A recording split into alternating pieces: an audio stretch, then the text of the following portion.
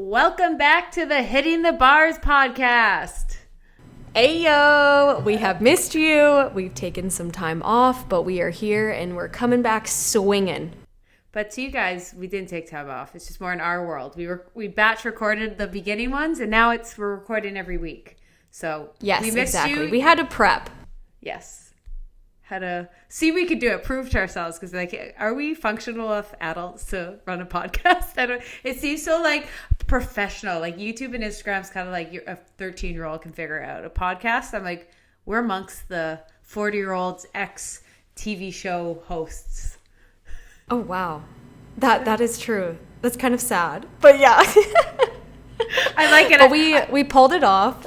It's definitely been a whirlwind getting the first 3 up. I've enjoyed it. I like that in TikTok I feel kind of old. In podcasting I feel young. So I feel youthful. Oh, yes. Okay, I understand where you're getting with this. Yes, yeah. Me too. You and I both are podcast junkies. Right before we even started this podcast, we were just talking about a podcast we mutually listen to. And so yeah, I just feel like we eat, breathe, sleep podcasts as consumers. I feel like you know how you have your watch time on your phone or screen time? I feel mine's way skewed because of podcasts. Oh, 100%. I will I mostly though listen to them when I go for walks and when maybe if I'm working and it's something mindless, tedious, or when I lift. I don't like to listen to music when I lift unless I'm doing if I'm doing cardio, it's music. If it's lifting, I want to be entertained and laugh while I'm lifting and listen to some podcast. That is where when do you we agree to disagree severely. When do you do it? I listen to it when I'm at home because I live alone, so it's silence. Yeah. I always have a podcast on, and I guess I listen to them when I'm on a walk. But half the time walking, it's music. Half the time podcast. But when I'm working out, oh my god, I only work out to listen to music at the end of the day. Yeah, that's fair. There are days that I'm I need Cheetah Girls. I need Hannah Montana. I need Fergalicious, and then I'll listen to it the whole entire time.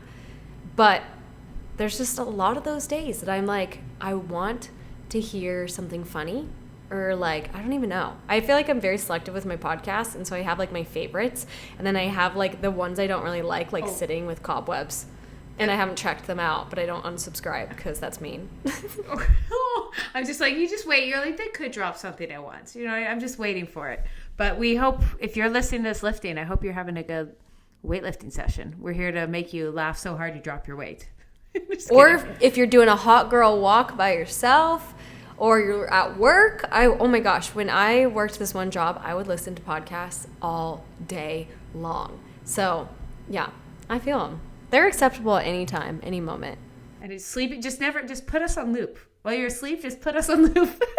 Wait, yeah. Keep going. That's why you're never sleeping alone. Exactly. You have us. You're not alone. You have us. Sav and Keltie. It's have you seen that cheesy, rom-com movie where they'll be long distance relationships? Have you done this with yours where they'll fall asleep with them FaceTiming them it's romantic?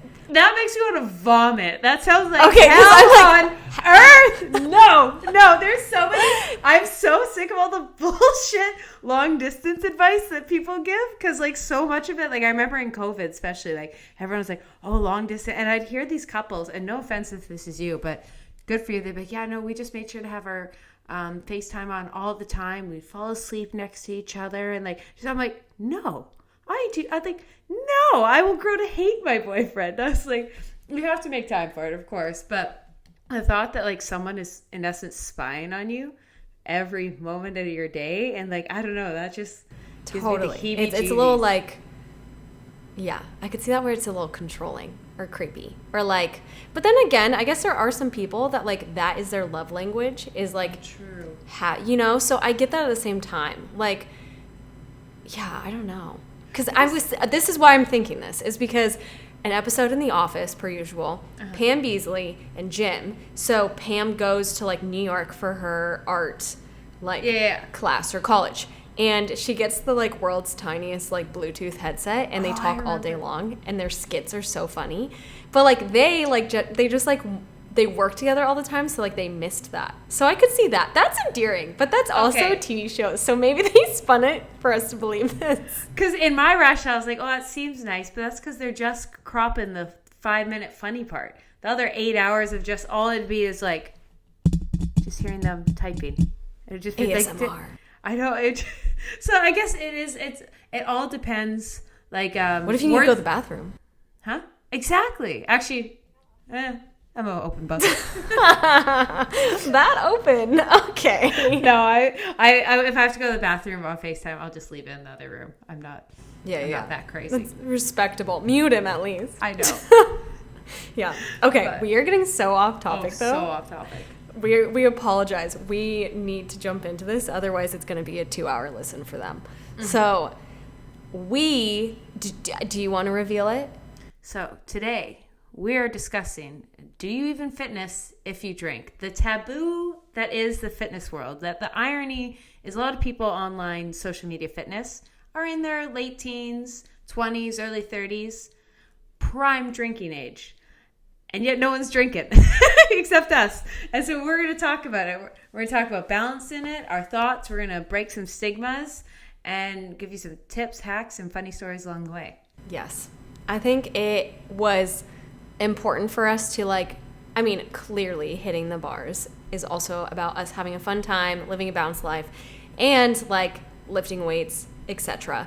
But I think this conversation was also important for us to bring up because we want you guys that do like to go out and have fun, or even if you don't and you just like to listen to this and hear that it's normal to be balanced and drink your calories occasionally and eat pizza at 4 a.m. because you want to, I just think that's important to acknowledge, and that it's okay, and that you shouldn't feel like you have to be perfect all the time just because sometimes you may see that or it may seem like that online or whatever it is. Fully. And just even the realization that balance looks different on everyone. And I've said that before. And just drinking and fitting that into your life looks different on everyone. It's just what allows you to get the most out of life, as cheesy as that sounds. For some people, it's a glass of wine at the end of every night and they want that. Some people, I would fall more into that category. I'm kind of fine not drinking, but maybe every 2 weeks I have a little bit of a wild Saturday, and then every 2 months I go on a full-on bender with my girlfriends, and that's my balance, and that allows me, I feel rough for those few days, but then I'm fitnessy the rest of it, and those are the best memories of my life. And we kind of just want to talk about that, different ways you're able to incorporate it, and just realizing that's okay, because we just realized over time that a lot of people in the fitness industry just don't talk about it. And whether they think it is not brand safe, or they think it's contradictory, or just a lot just choose not to drink. But because of them, so many, might be explaining this poorly, so many choose not to drink. All the fitness people don't drink, and then so all the consumers are like, oh, if I want to be in fitness, I can't drink. And we just want to come out here and be like, no, you can do both. Yeah, I think it was a big taboo that we thought of, because you see sometimes people online being like, this is how I got my dream body, or this is what I do, and there's nothing wrong with it. That's their lifestyle and that's their choice. But I think sometimes people take it literal or be like, I must follow that. And they'll think oh, I'm neglecting my goals, my fitness goals, if I don't, if I go out and drink or whatever, X, Y, and Z. And I think that's why it's important to bring up, you can still achieve your goals and have fun. Yes, of course, everything in moderation. If you are binge drinking and eating pizza at 4 a.m. every single day, that's probably going to hinder your goals. That's a no-brainer. We're just saying, but every once in a while, it's good. It's fun. And I think even in the beginning of my fitness journey, I was so strict with, I probably would drink, once every 2 weeks, and it was only vodka sodas. Because I heard that was the skinny drink, even though I love sugary margaritas, I love lychee martinis. So I'd go and spend all this money on vodka sodas and see my friends get these fun fruity drinks, and I'd be like, oh gosh, this is so lame. And now I look back at it years later and I'm like, you should be able to get that sugary drink. You should enjoy it. It's your own decision, and I promise it's not going to put you back that much. Just everything key is moderation. Exactly. And the one thing that always kind of made me giggle about the fitness industry is this idea, and we're not saying drinking's going to optimize your performance. We're never going to say that. I'm not gonna, like, you have 8 shots tequila, you're going to have PR the next day. No, we're not saying that. But at the same time, I've always, if someone has a different reason for not wanting to drink, I will never make fun of that. Like, that's everyone's choice. But sometimes people in the fitness industry are so hyper focused on how they look, and it's like, oh, I don't want to drink because it's going to set me back, or it's empty calories. But then I'm kind of sitting here, I was like, what's the point of looking good if you're never going out and enjoying it? Like, you know what I mean? Yeah. And like, yeah, I totally get that. I'd rather have a 4-pack versus a 6-pack and then be able to actually drink a 6-pack at the end of the day. Like, you know what I mean? And actually go out what you did there. And like, I know it just kind of happened. Call me a lyrical genius, but like, and I think that's the realization. Like, yes, you can be part of that 1%, but what is that actually you're going to get benefited from being that extreme fitness person that never touches? Like, what is that actually going to give you in the life versus some of the best moments are those drunk ones you have, and you ordered your favorite drink and you stayed out too late and you missed the spin class the next morning. Now, like we said, you got to pick your battles. You got to pick what you're willing to sacrifice. So we're not professionals in this, but I thought it'd be an interesting way to just talk about, like, what is a healthy relationship with food? Sorry. There we go. That was what I was going to say. What is a healthy relationship with alcohol? Because we hear a healthy relationship with food. That's why my mind was there. But, like, what's a healthy relationship with alcohol? And I don't want to call myself a professional in this, but I was a bartender for 8 years. I come from a family of alcoholics. So I've seen the opposite side. So whatever I say, like, that's why I'm like, I am also hyper aware that you can abuse it. But you can abuse anything in life. And so it's like, what is a healthy relationship? I'm going to say my perspective, and Sav will also say hers. For me, a healthy perspective is every time I go out, it's fun. Like, I know it sounds so simple, but like, I am excited to drink. I'm excited to get crazy. And like, it's worth the hangover because it was such a fun night. I'm like, I'm going to remember that. Well, maybe I don't remember, but that's half the fun sometimes. But you're going, and it's like these moments with friends, and like those things you remember when you're 30. You will never remember every single gym session and whatnot, and that you missed. And like, that's what it is for me. And it took me many years. Like, I realized I'm not that person that wants a glass of wine at dinner every day. Like, that's how my mom has a very healthy relationship with alcohol, and she's very much like 3 to 4 times a week they'll have a nice glass of wine that complements their dinner, and that's like, it's part of the dinner, it's part of the experience, and that's healthy. Versus me, I just don't really see the point. Like, it's, I understand it, but it's never really been that for me. Versus you go out for dinner, you have drinks, you get a nice buzz, you meet people, it's like a social lubricant, and you get to like try new alcohols. Like, I love trying new tequilas. Like, that's something I find fun. And even just finding what alcohol you enjoy, I think that's also with an unhealthy and healthy. And then I guess when it starts to dip into unhealthy, when you realize other areas of your life are starting to suffer. And I've done that. Like, I've been a bartender where you're out late, you can't make it to the gym repeatedly on end every week because you're hungover, because you're tired, because you're not sleeping. Your cravings are through the roof because you're staying up too late. And then you drink too much and you feel slow and lethargic. And then you're getting in fights when you're drinking. Like, I think that's also realization. It's, you're going out there and getting mad at your best friend, and you're getting mad at these people. And that's never a good sign. So as long as it's like enhancing your life, why get rid of it? Yeah, absolutely. I mean, I completely agree with that unhealthy thought of like, that's kind of when the iceberg is starting to tip. Would that be the correct term? But we'll go with it. yeah. We'll jump in with it. Yeah. Or even like, I don't know, even in college, I would see some people like, I went to a big party school, right? So a lot of the times, like, it was accepted to like binge drink, and it was cool, and you weren't cool, honestly, if you didn't drink. All these pressures.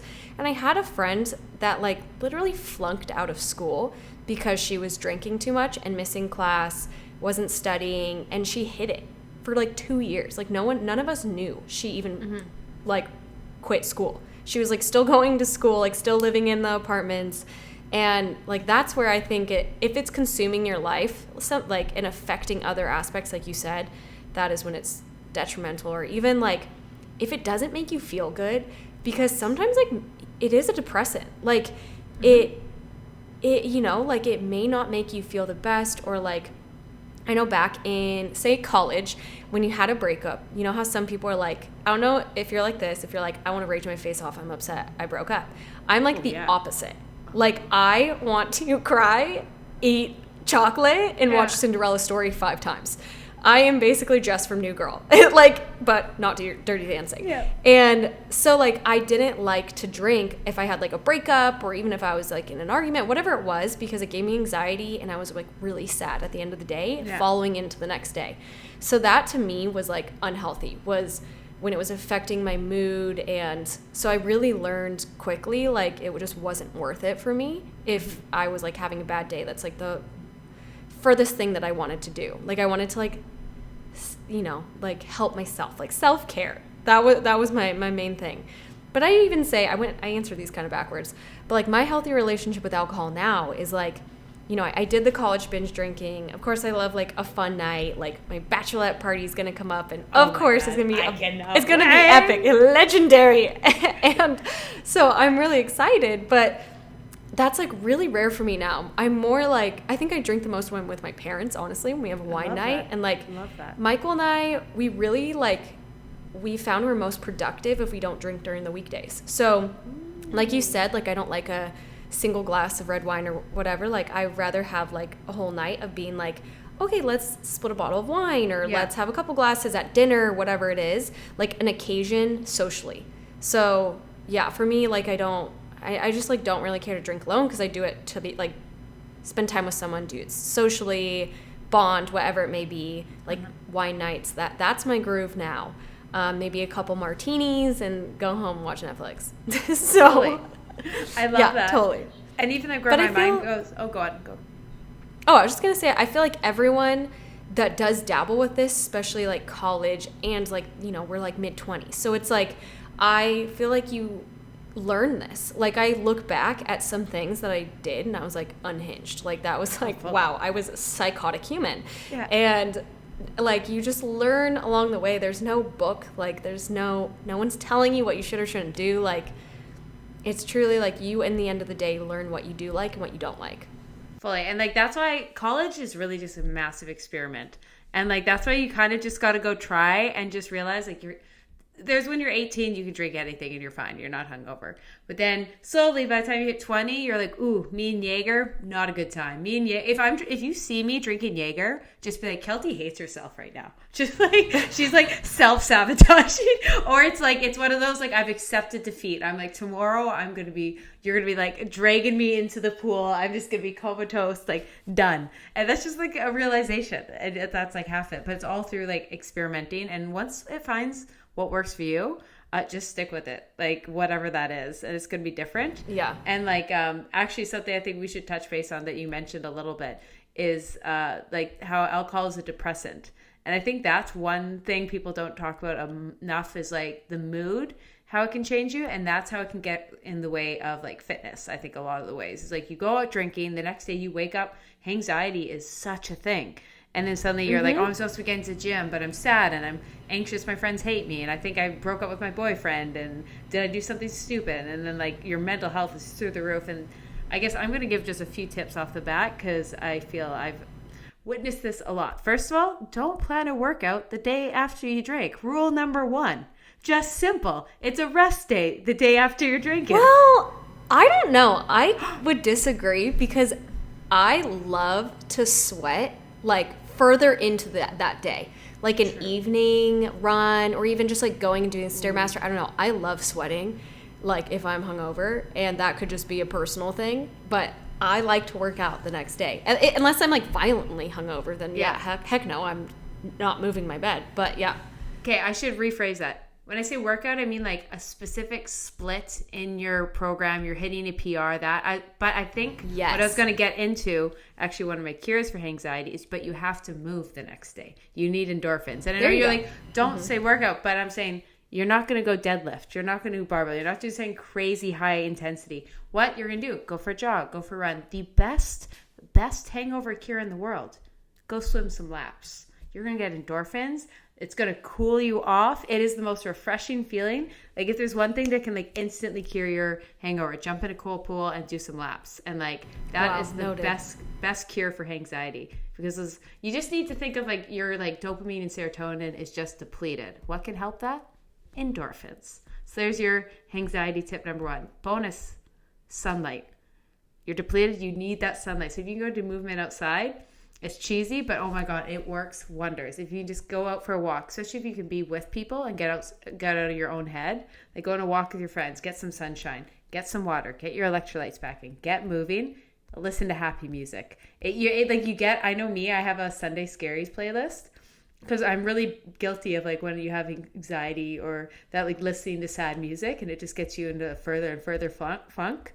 But also, you don't give me like Happy by Pharrell, because I'm just going to give you the middle finger. I'd be like, don't give me any of this toxic positivity right now. But then it's like, I have my like safe place. It's kind of like relaxing, chill, beachy vibes. It's not too aggressive, but it's like happy, but not obnoxiously happy. And it's just, I think like having those kind of things set up will help your hangover and help your anxiety so much. Yeah, absolutely. And can I add one in? Yeah, of course. Miss Bartender? Go. Okay, yay. This is probably like, a no-brainer, but add in some electrolytes if you can the next day. That is freaking game changer, whatever you really want. I don't know. List some that you like. Okay, I'm going to actually give you the science behind electrolytes and water. Yeah, that's what I was like. This is where I'm like, this is how you're not hungover. This is Keltie's thing. This is my specialty. They're like, oh, is she always drunk?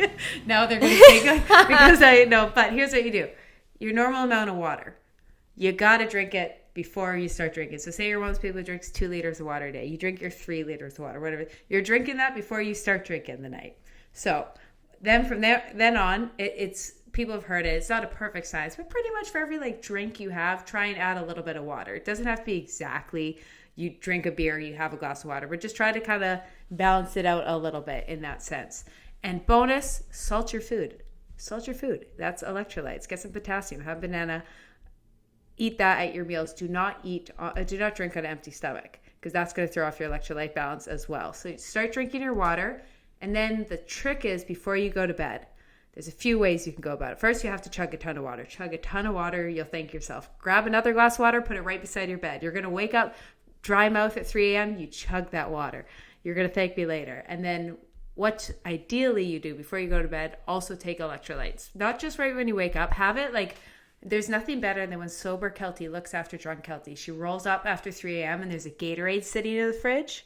And just like, you'll be the happiest human with that there. And so I either just go buy a Gatorade. You can buy electrolyte powders. Those tend to be a bit better than just a Gatorade. I like BioSteel as my go-to. But if you're in a pickle, pun intended, I did not mean that, but it happened. Pickle juice is such a good, so even if you're at the bar, there's usually pickle juice at bars because a lot of drinks are made with it, or olive juice. They both have high electrolytes. So if you just like chug a bunch of pickle juice before you go to bed, or when you wake up hungover and you feel kind of nauseous, that can just instantly cure that nausea, assuming it is electrolyte balance causing the nausea.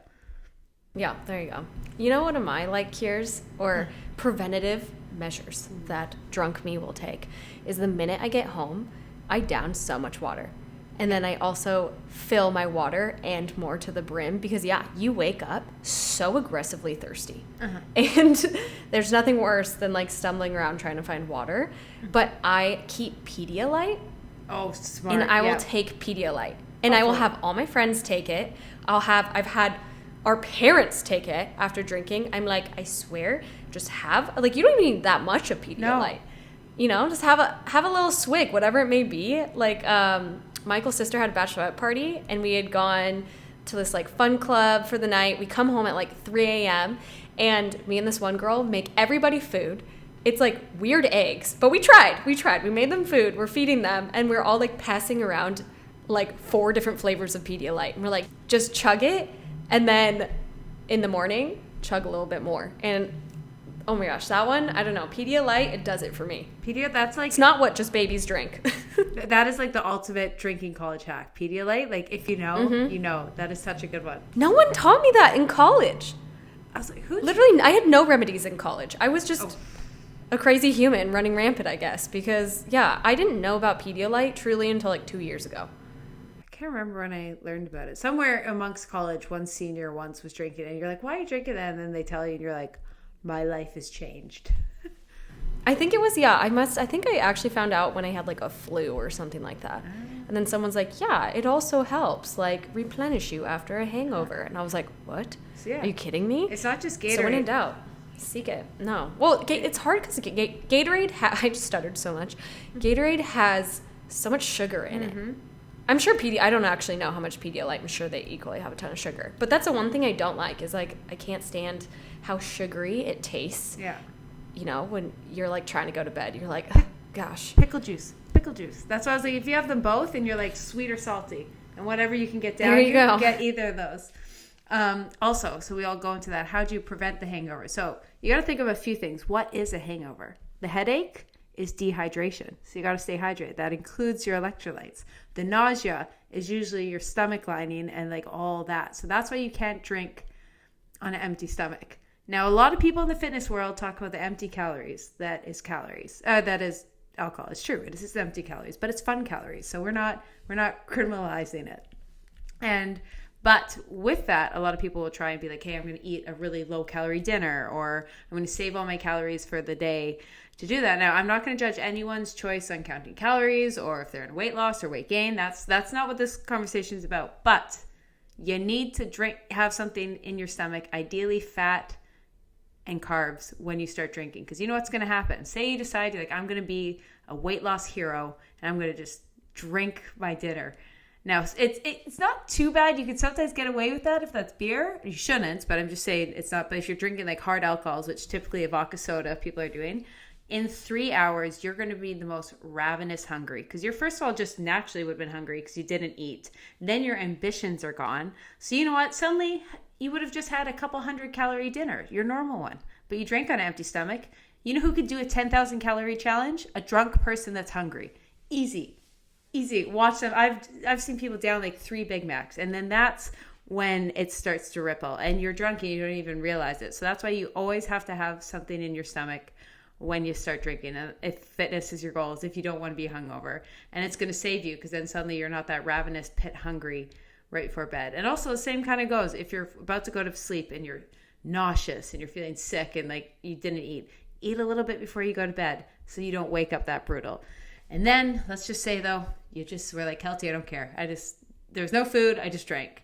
You wake up in the morning, you need some bread, butter, eggs, and a banana, if you can eat a banana.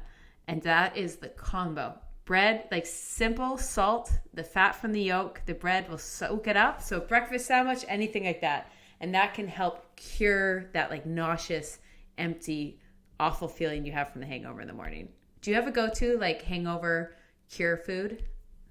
Honestly, I'm trying to think about it.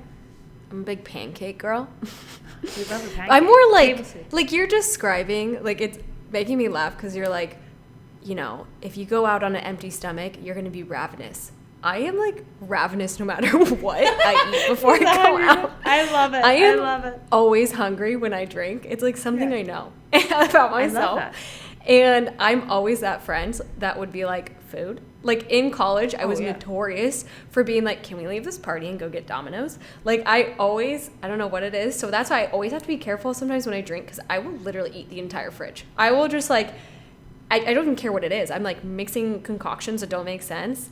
And that's just who I am. I'm just a hungry gal when I drink. Do you ever get that way?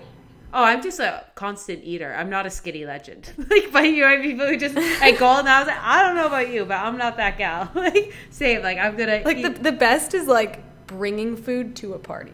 That's, you know, like a bag of chips. You're, like, expert. The chip girl. You make some friends. And you're also, like, I've got some snacks with me. Actually, here's another Keltie O'Connor hack. If you get sewered into taking a crappy tequila shot, crappy anything shot. It's not good. It's not top shelf. And you're like, there's no amount of lime that's going to fix this. What I've always carried in my purse when I go out is a pack of usually Sour Patch Kids, but if that's not accessible, just any kind of candy, Swedish Fish in my purse. And you take a bad shot, you see everyone around you is like on their deathbed. They're like, what was that? And then you whip out a bag of candy. People will fall in love with you. Instant. You find that man, you see him on the other side of the bar, you just get close enough to him taking a bad drink. And yes. He's all crippled, and you're like, would you like a Swedish Fish? And that will cure any crappy shot, and you instantly make friends. And it'll forever, everyone will remember you. Be like, weren't you the girl that had the candy in the purse? And you're like, yep. Yes. And Keltie, that right there is the golden nugget of this entire episode. Yep. That's fantastic. I love that idea. You know, I had a friend that actually would chase her shots. This is a little off topic, but it repulses me to this day with water. Just straight water. And it always, I can't do that. Can you do that? It's like it's lingering in my mouth more with the water. Well, I would be curious if people do this. Yeah, go ahead. So there's some alcohols you shouldn't chase because you're supposed to like appreciate. You're supposed to acknowledge. Okay, we're talking about like college. We're getting crazy. Yeah, not classy. Yeah. Okay. So, but what I was saying, I was like, hey, so and any other time, why would you drink water? It does nothing. Like get like a pop or a juice, or actually pineapple juice works really well. There's another hack: pineapple juice. Bars usually carry it. Ask for like a little side cart of pineapple juice, but water. I was like, you might as well just not chase it. That's like she would literally take like a shot of water right after. It wasn't like she was hydrating. She was like, "This is my go-to." Wash it down, which that ironically that makes sense.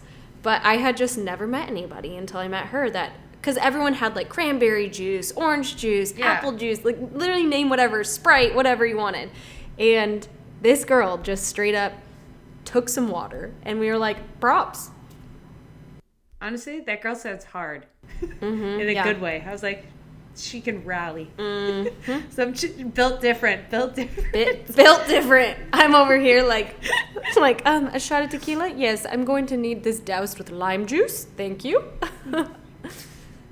Oh, and then I've mentioned this. If you guys are an OG, you'll know. But the reason we have the orange slime, the reason we have the orange slice as our logo is, first of all, it's kind of a take on, vitamin C, health, fitness. But the best thing to chase tequila with, specifically mezcal, but I like any tequila, orange, but even better, orange with a little bit of cinnamon.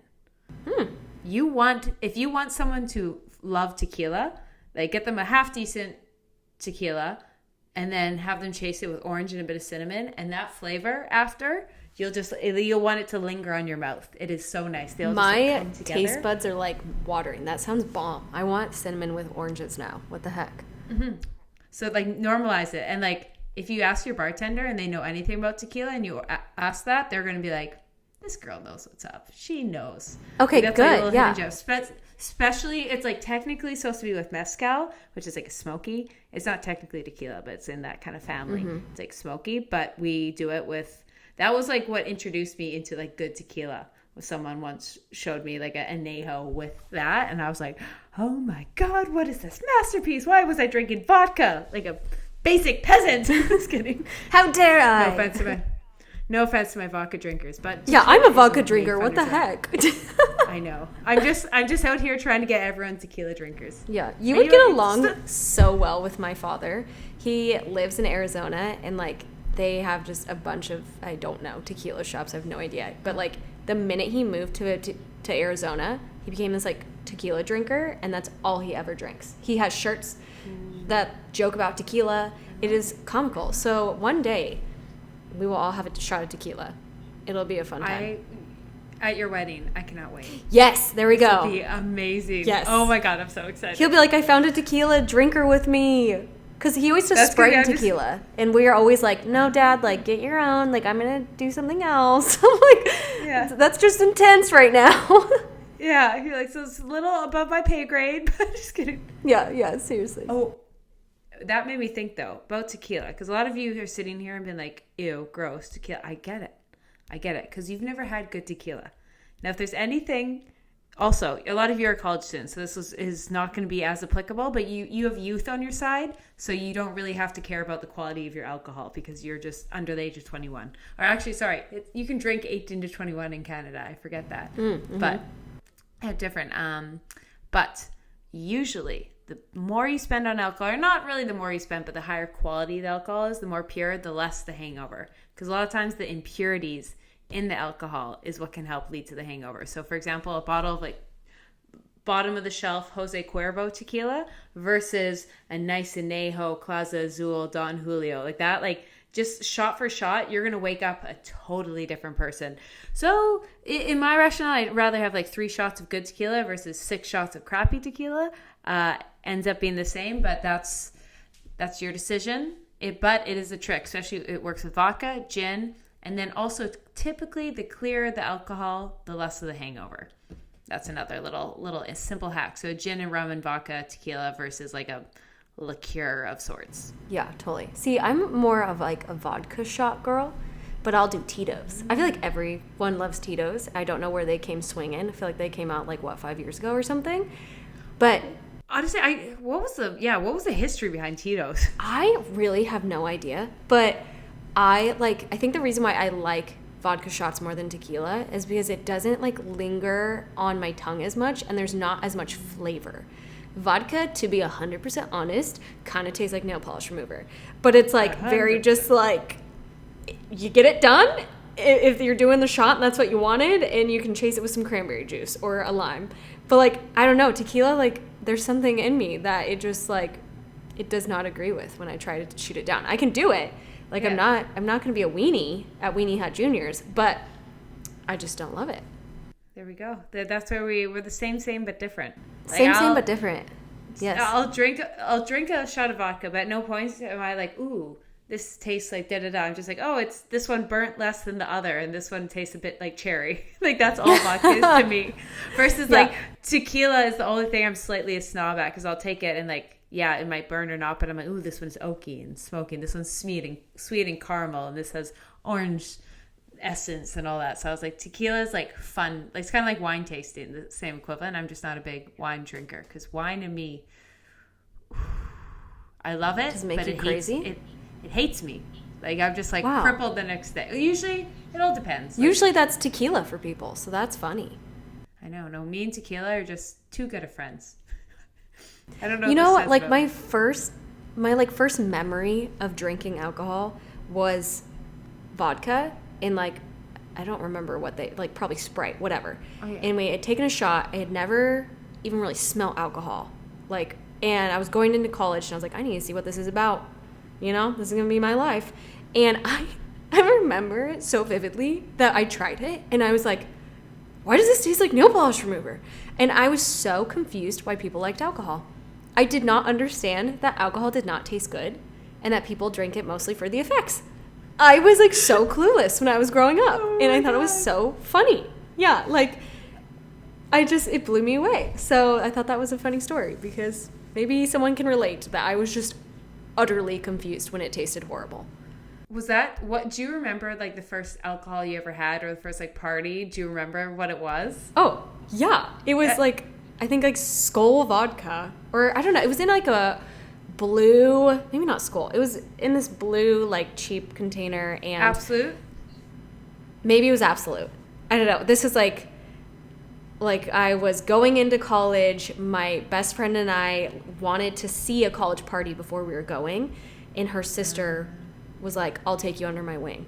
And we didn't know how to act with alcohol. We didn't know anything. We had only seen movies. So we were probably just insane, but it was really fun. And I, like, still to this day love her sister, and, like, think it's so funny that she, like, took us under her wing that weekend and dealt with annoying girls that, like, didn't know how to drink. Do you remember your first time? Oh, I do. And it's like, there's so many. I remember, like, my first few couple times. But the first one, I guess, they were all underage. But I was like, can we get in trouble for that? I was like, yeah, it's in the past. This could be all for entertainment. I could be lying. Cops don't come for me. See, I didn't disclose age. There we go. I was 23. Just kidding. So we went to a basketball party. So I won't say what grade I was, but I was the youngest one there, and the oldest one's got us some alcohol, and it was a Bacardi Breezer, like the creamsicle. I've never heard of that. And we do not. I don't think it exists anymore, but it was like a Smirnoff Ice. It was like a cooler, but it's creamsicle flavor. And I remember having 3 sips of it and being like, I'm so drunk. Yeah, I can't stand up. Because you don't actually know what being drunk feels like, and you're so scared to actually drink it. Yeah. So I would just take, like, the smallest sips, and then, like, you're just more kind of, like, enjoying the environment. But I just remember being, like, telling everyone how drunk I was the next day. And I was just out of... I drank a third of a cooler. There's no physical way I was drunk. Like, but it was, I just remember that and just being like, I'm so badass drinking my Bacardi Breezer. Yeah, and you're so young. Like, dude, I never went to even a high school party. I was so naive. Like, I literally knew nothing. Like, when I drank, it was like out of college, and we didn't tell anybody when we went back to school. It was like gotta maintain the reputation of being goody two shoes. I have no idea. Never got invited to parties though. So we were like, yeah. I feel that I only parties because I was just played so much sports. So I like. Yeah, that's the thing. We would get in trouble. And like there's just literally wasn't time. You're gone every weekend. So I remember just like I think like once when I could probably count on my hands like the amount of high school parties I went to because just there wasn't time really. And so I very seldomly. But that summer I turned 18. So it was between like high school and college. I don't think I was sober for a second. Like it was just more just like every night you were at like the bars were just so fun. Like you would just want to be at a bar because it was so novelty. You were just like, I just want to get in here and dance and listen to music. And like I don't regret any of those times because you just kind of like learn and like they were so much fun back then. And then like, yeah, college went and that was my first time. I was like, oh, parties. See, being American where the drinking age is 21, it blows me away. You were allowed to be in a bar at 18. Like I was like my mom would buy us alcohol and be like, you know, drink safely, like no driving, like so she could be like, I'm not going to control you, but I'm not, like I'm going to let you live, so I'll help you kind of thing. But like I can't imagine just being this 18-year-old. Like I was like, you're sneaky back then. It's like taboo where you guys were allowed to do that. We were, it's so different. Also, like, I was such a shithead. Like, I should not have, like, looking back, like, the things that I thought were cool. And it was like, but that's all part of it. Like I said, I can sit back and laugh. But, like, I remember, I forget how old I was, but it was around that time. I was like, everyone just, because it's weird. Like, the last year, your senior year of high school, like, half the people are turning 18. So half are legally able to drink. And like half can't. So it's this like weird dynamic that like the parties are half legal, half not. People are booting for each other. And like the other parents are just turning a blind eye because it's like what kid's legal or not. And so it's just kind of like a disaster of it. But I remember being in grade 12 and thinking just the thought that you could drink alcohol was like you're the coolest person on earth. And I'd walk around with like a Smirnoff, like a 2.6, so like a cheap bottle of vodka. But the fact like we'd all pitch in to get this bottle, and it was like that was, you know, like that was equivalent of like a fancy champagne to us because that's all we knew. Totally. Yeah. And I would just walk around the party holding it and just like take swigs of it. And I remember seeing like grade 10, and I was never like the bitchy girl, but I just remember in my head just being like, wow, they need chase. And I'd sit there though, and I would like just drink down them. But then I needed chase. And like I just think, because I remember like taking it and be like, oh yeah, you guys need chase. Like I just drink it straight, and I drink it, and then my face would be like, or like I couldn't do it, but I thought it looked so cool, just like drinking it straight from the bottle. I'm like, you probably look saw like it from trailer a movie. trash. Yeah. Like you look, and like you clearly need chase. Like I did not keep a straight face when I'm chugging this bottle. I'm just like, yeah, this looks cool. This looks cool. Like you just have no idea. You're so young. Totally. Yeah. I think like I'm looking back at it, like in our high school, like with sports. So like we weren't allowed to even be present at a party that had alcohol. Like one of my friends went there, did not drink, drove her friends there, was just like standing in a corner talking to someone, and someone took a picture of her, and then she was banned from volleyball for like a month. So then she didn't play the rest of the semester because then we had the lineup. So it was just like, but isn't that like crazy? Like that's so like, would you get in trouble even though it was legal for you guys? I guess we would, but it was like you would have got in trouble if anyone found out. But like I said, I wasn't going to enough parties. That was kind of, I only really started going like by the end of season. So there was kind of like, there's no thing. But the one that did happen a lot is in college. So we had a rule. So usually basketball, you play 2 games. Like you play Friday and Saturday night, whether it's home or away. But so because of that, pretty much Sundays are your only day off because you're practicing Monday, Tuesday, Wednesday, Thursday. You're playing Friday, Saturday. Sunday is your only day off. So the only time you're ever allowed to drink, you're never allowed to drink 24 hours before a practice or a game. So that just leaves you Saturday night. And so like the amount, oh my God, the mayhem that was, because just think of all these 18-year-olds, just freshly legal, just want to be in a bar, just finished a basketball game. They're out at 10 and it's just like, go. You have 3 hours to get like a week's worth of college partying in. And just the mayhem that was that like 3 hours post basketball game to like get in before like the bars, because the bars all closed at like 2 a.m. Yeah. It was just pandemonium. Like I've just like remember like everything was a power hour. If you ever did those kind of things. Oh yeah. Did you ever like? But we do like power hour instead of with beer. We'd be like, let's do it with vodka. And like, oh my God. I remember, and I remember one time. This is so bad. Me and my other rookie, we would get, because I was in my vodka phase, we get a vodka and we get a massive cooler of that Bacardi, this is the theme, or a Smirnoff Ice, and we just take shots and chase it with the cooler. And like, just because you're like only had 3 hours, so you're just like gunning it to make it like, you're like, I have an hour to get drunk, an hour to get to the bar, and then an hour to party. Yeah, and you're broke at that age, so you pregame like insane, and then that is crazy. And back then you don't like drink to like the taste or like the normal like how was your day socialization. You drink because you like don't. That is hilarious and insane. That it's a means to end. It's like, I just need to get as drunk so I have no ambition, or like just like you're like complete free spirit when you go to the bar and meet and talk to anyone and dance wildly, and like now we can sit and enjoy and get a nice. And like for me now, my favorite drink is the first drink. Like you sit there and that first like 1 to 2 drinks, you get that first initial buzz. Like that's the best part. Like that's so much. Everything else is just kind of try and maintain it. But when you're young, you're just like 0 to blackout. That is the only mission. Oh yeah. When we lived like in college, and you live in a sorority, it's technically a dry house, so you're not allowed to have any alcohol in it.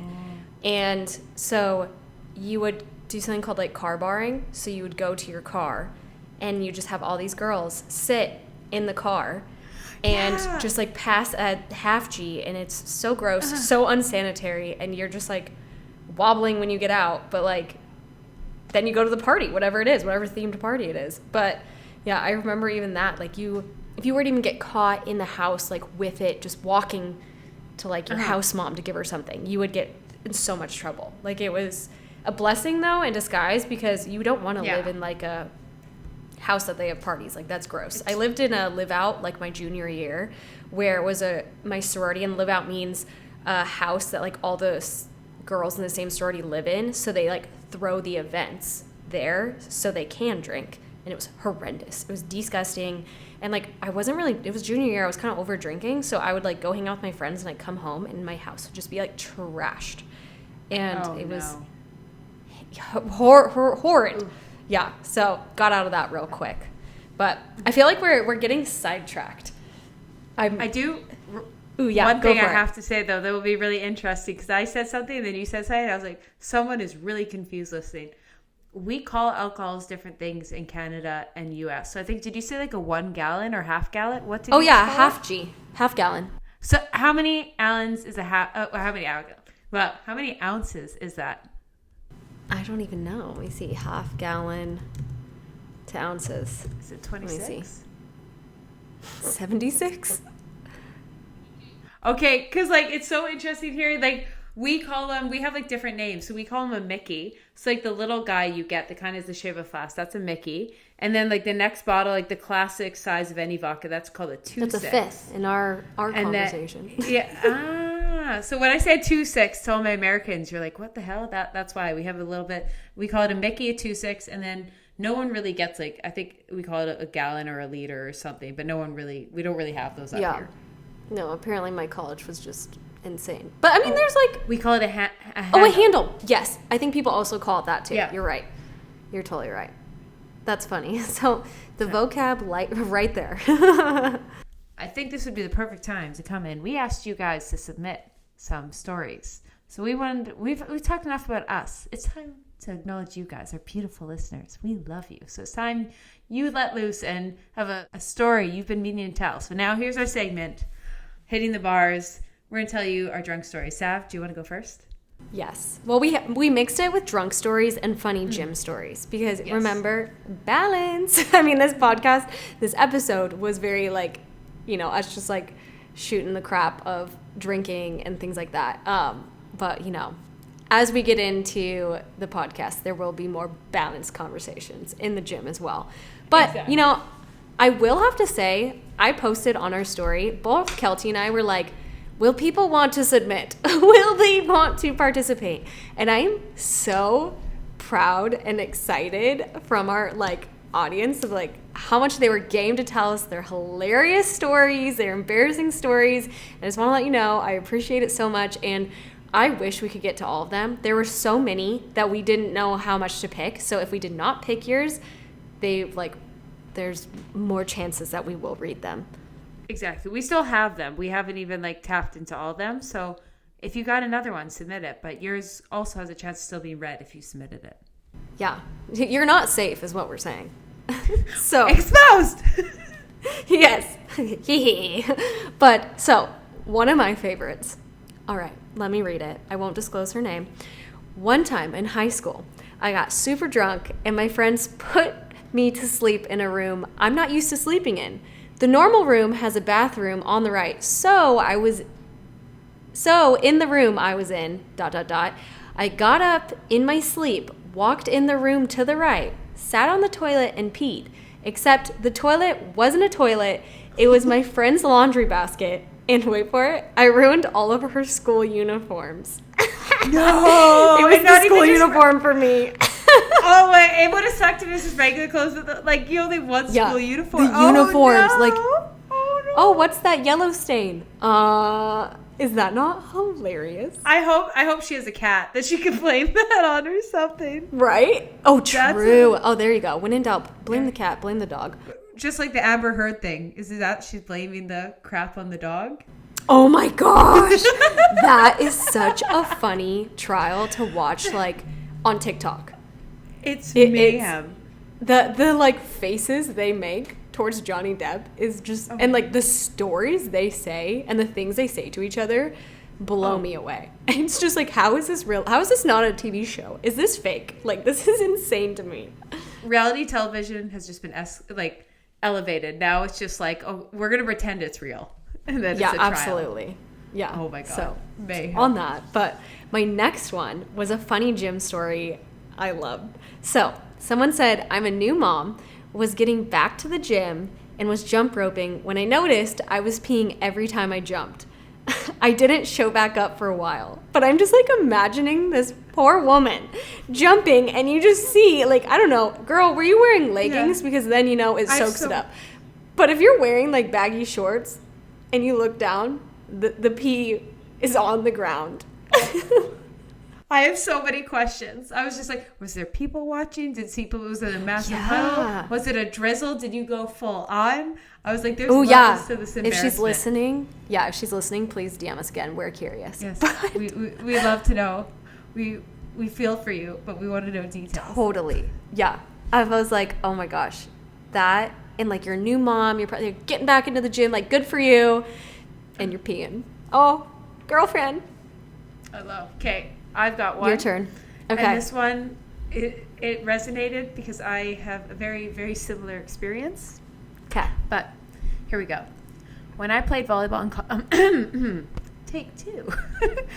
When I played volleyball in college, we would get these green Gatorade water bottles during preseason. We all know the water bottle. We all know that one. Do you know the one? Like the green? 100%. Oh, yeah. It's iconic. It's iconic.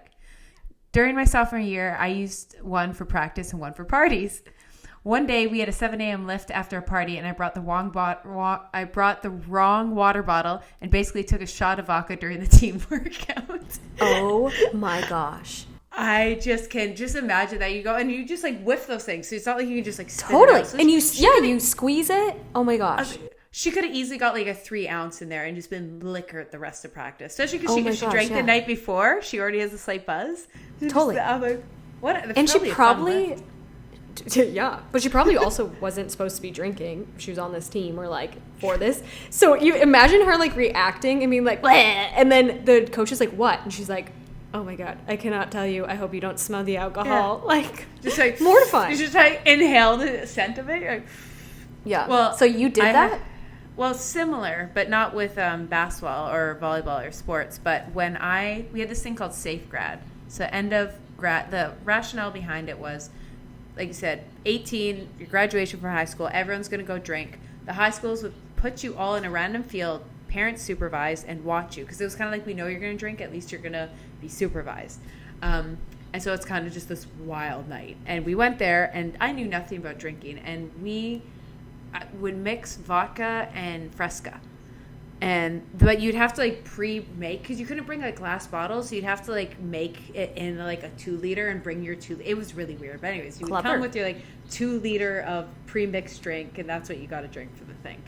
Yeah. And I was the drunkest I've probably ever been. Like I got carried home. I threw up out of the bus window. Like that was the last memory my grade 12 people from high school have of me, is throwing outside the safe like grad bus as we like left it. My gosh. But like that's like everyone passed it. Like it's awful. Like there's no way in modern day social media this would be legal. Like it was just one of those things. So like I was probably the last of generations to have experienced this, because everyone gets carried home by their parents. Like they're just not well drunk. But anyway, so that was the level of drunk I was. So you can imagine I woke up incredibly hungover. Now I did not remember that I just, let me rephrase that. So I woke up very hungover, just parched, and I just wanted something to drink. And I see this massive thing of Fresca, and I was like, "Damn right!" Because I was thinking, I was like, "Oh, I brought my Fresca wine." I was like, so I just am half out of it. I go and just swig this thing down, not realizing it was my friend had left one, and it was pure vodka. And like I have never had a visceral reaction to something. Just be like, you're so hungover, nauseous, you just want something to drink, and boom. 4 more ounces in you, and you spent the whole night throwing up. I've never been so unwell. Oh my gosh. You know, there is part of me that like questions you for being like, not water after this wild night. Fresca. What, you just spent like hours vomiting? Like I was gonna say, did that taint it? No. Well, that Keltie is unhinged with Fresca. Well, actually, fun fact, that didn't. But that second, the night of, ruined Fresca. I just drank Fresca for the first time like 6 months ago. Like wow. It was like this is the orange drink, right? Am I thinking of Fanta? Fanta. What the heck is like Fresca? Maybe it's just Canadian. It's like lemonade, but I think it's actually grapefruit flavored. And it's like a green bottle. Yeah. Yes, I've heard of it. Okay, yes. I was thinking orange. So I was like, wow, that's a bold thing to drink in the morning. Orange Fanta. That's what I was thinking. Okay. Just think of like a sparkling lemonade. That seems quite refreshing. Oh, okay. It's like a LaCroix, but like before they got popular. Well, it was a sparkling one. It would be like a 7-Up, kind of like that. It'd be in that okay. Still a bit better than. Thank God I didn't, because like orange is like my favorite flavor. If I ruined orange pop, yeah. Oh my God, that'd be an identity crisis in itself. Orange soda pop. Okay, what's your next one? So the next one is an advice. So I got the one drunk story, and now we're moving on to, we also asked for an advice segment. So for this week's advice submission.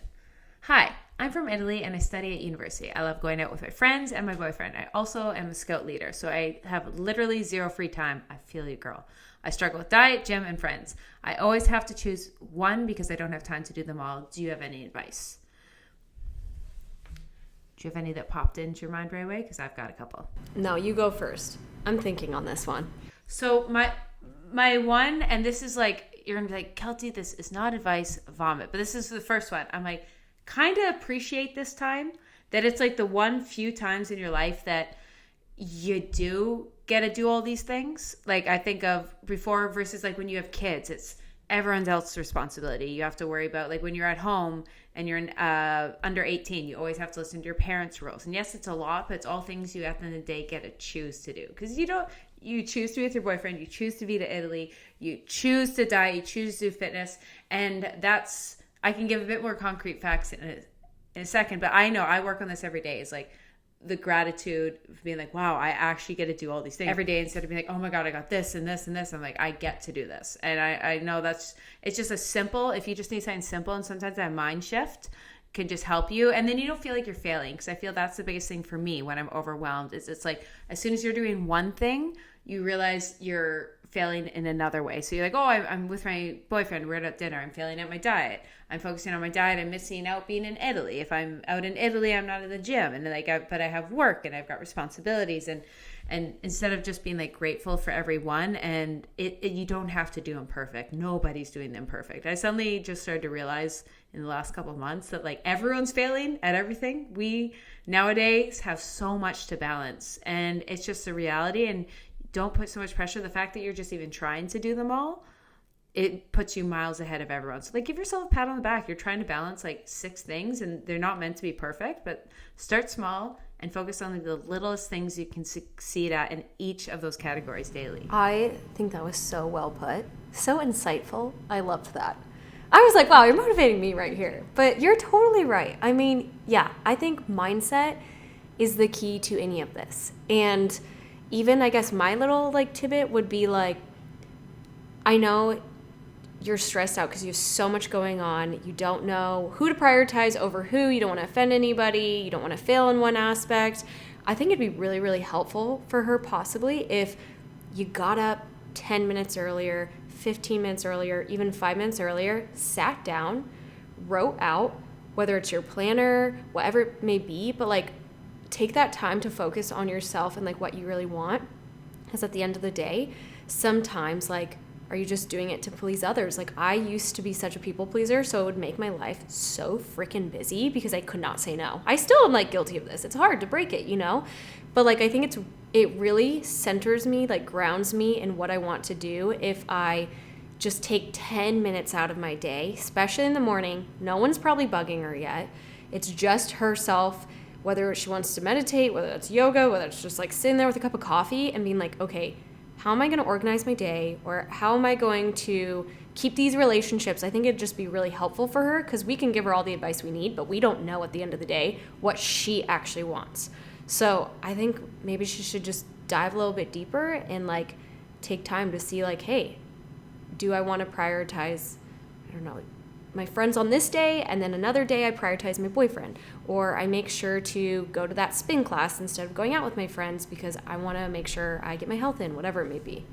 I like that. And even another way you can go about it, there's kind of like two angles. I like the one, like maybe there's two camps. I've done both and found equal success. One is like your three like highlights of the day or something. I think Tim Ferriss did this, and it's just like 3 things you have to do every single day, and everything else is kind of a plus. So you pick whether it be social, work, working out, or it be your boyfriend, your nutrition, meal planning or something, and work, whatever it is. So that works for a lot of people, if that's simple. But I've actually found what works for me, and my YouTube family knows this. I call it my 9 non-negotiables. And I pick 9. It doesn't have to be 9. It could be 8, it could be 7, it could be 6. But I just step back. You know, got about 16 hours in a day, so it gives about 2 hours, 1.5 hours to everything. And what is like, if I did something in each of these categories every day, I would be happy. So for me is like working out. So just like fitness, just like I was like, and sometimes that doesn't mean a workout. It can just be like going for a walk, moving your body. The second is going outside. And so that's like, can be also just me time. That can be meditative. The third is work, creativity. So that could be making a YouTube video, creating a music stream, a podcast. Like 4th is social. And then every day, so I'd write social. I'd be like, FaceTime Megs. It'd be like, go call my mom, go see Ashley, FaceTime Sav. It'd just be like one simple thing. And then I think I have like recovery in there. So that can just be sleep 8 hours. And then I do something for my like skin, self-care, I call it. So it'd be like whether I just literally did my skincare routine, and just kind of it can be very simple. It can be, and for me, it was just like figure out those 9 categories, put one thing at the beginning of every day, like Sav said, take that little extra time. And then at the end of the day, and make them really doable. Don't say like, I'm going to go on a massive date with my boyfriend.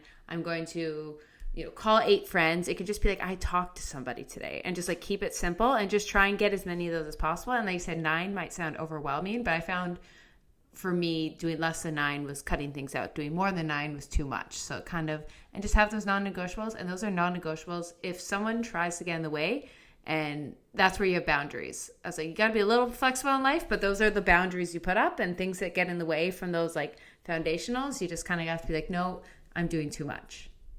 Yeah. I love that. That's amazing. I'm going to write mine out this week because I thought that's a great idea. I love it. Like, I think just to give it, maybe I'll give a little insight. I think it goes, fitness, movement outside, creativity / purpose. So that'd be work. What was it? Rejuvenation. So that's recovery, stretching, sleep. Self-care. So that's my skincare, hair care. Social. So that's call my family, friends. And I forget the other ones. there's even 6 right there. Yeah, there you go.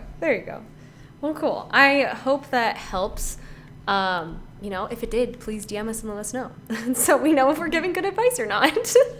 Or you could be like, please just stick to drug stories. Your advice is shit. Yeah, right? We're like, noted. Okay. Makes it easier for us. All right, let's go.